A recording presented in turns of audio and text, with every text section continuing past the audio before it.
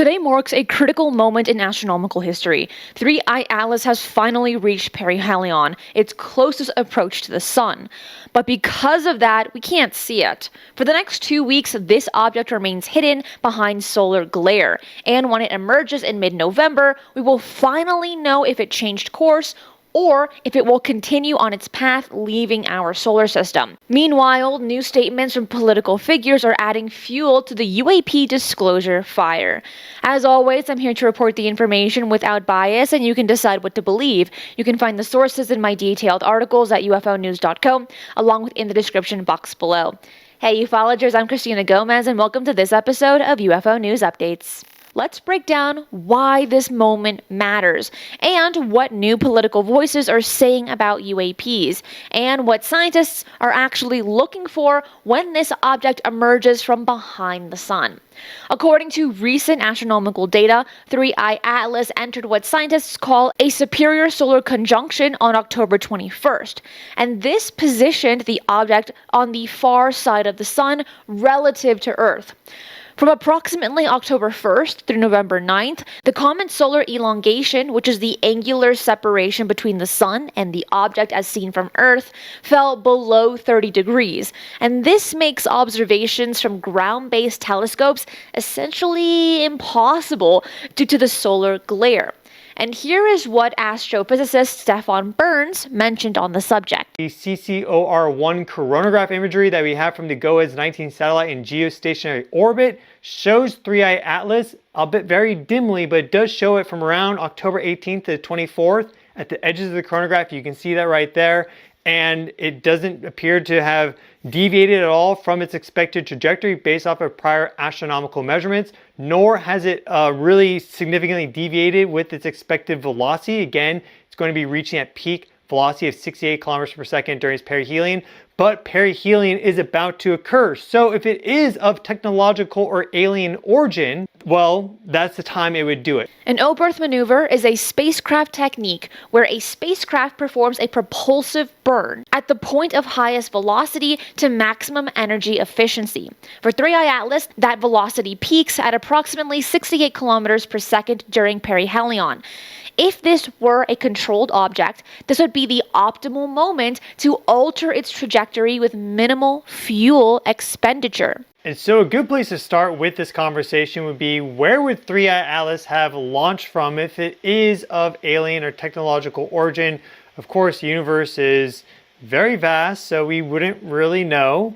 But there are some candidates which are more likely than others, and one of those would be Barnard's star, which is the second closest star system to our own.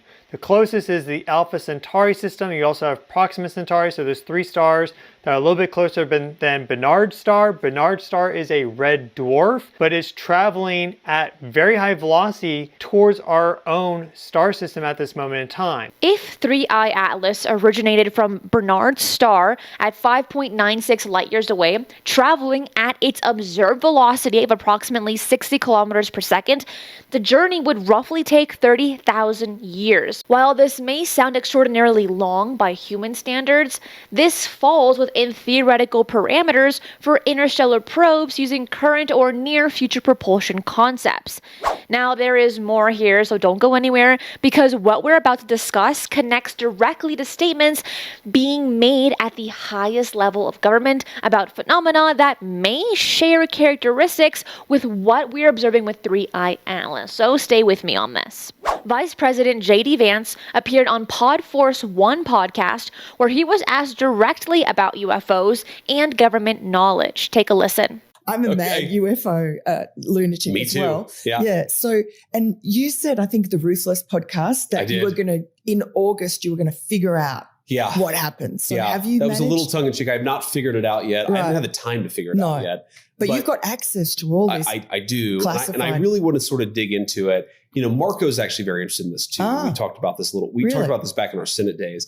So yeah, there's certainly an interest there. There's certainly an intrigue, but I haven't yet had the time to really dig in. Things have been so busy. But this is the crazy person inside of me. And there's, all of us put the tinfoil hat on from time to time. I was like, I can't allow myself to become so busy that I spend the next 3 years and I don't get to the bottom of this. So I will get to the bottom of this, but it's going to take me a little time. What makes this exchange worth listening to is not just the acknowledgement of access to classified information, but the casual confirmation that such access exists and that investigations are planned.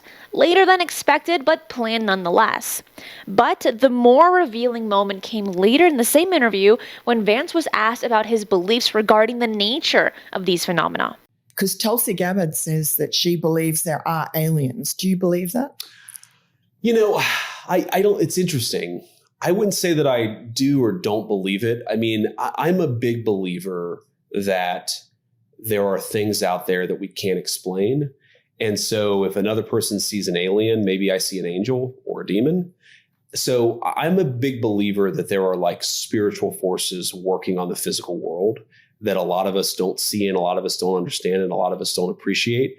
But, is it aliens or is it our guardian angel, or is it aliens or is it a not so guardian force that doesn't care about us or in fact actively wishes us harm? This framing of UAPs, UFOs as potentially interdimensional rather than simply extraterrestrial has gained traction among government witnesses and investigators. Congresswoman Anna Paulina Luna has been actively investigating UAP claims through congressional channels and has discussed this concept extensively. Here's what she mentioned on the Joe Rogan podcast back in August. Based on our interviews, and this has been something that you can go back and watch with the congressional hearings, but I was actually able to ask some of the witnesses, what are these things?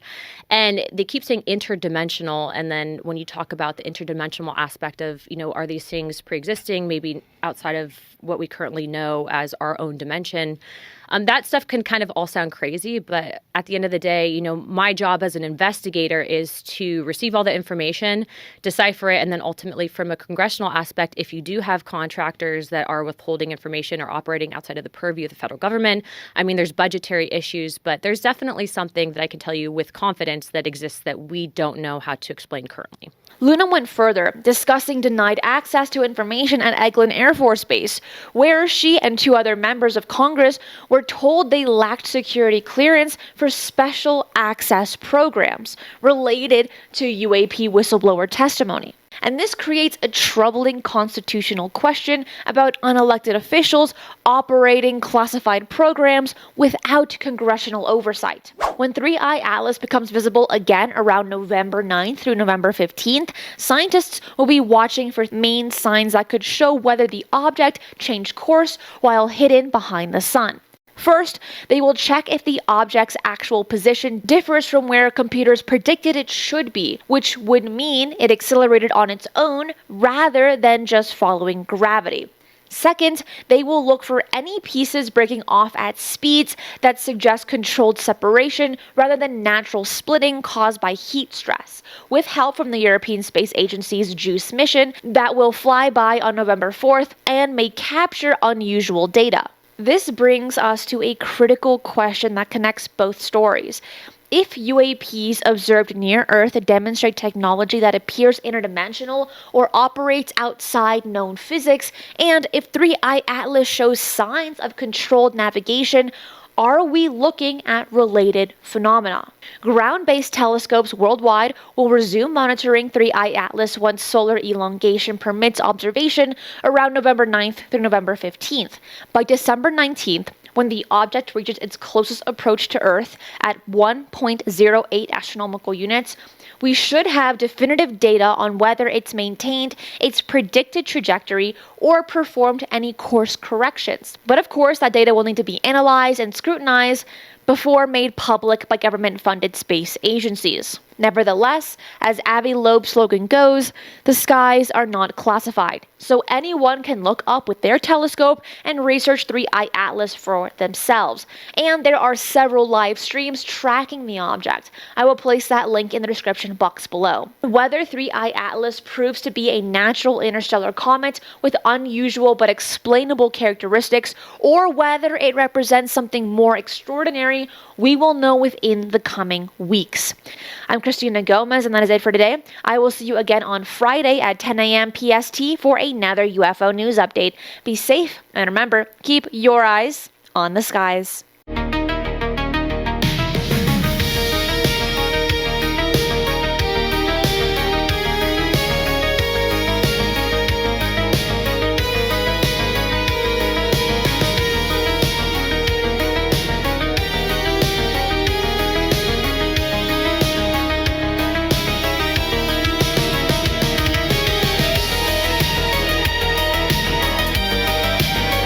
enjoyed today's show, hit that like button. And if you're not subscribed, what are you waiting for?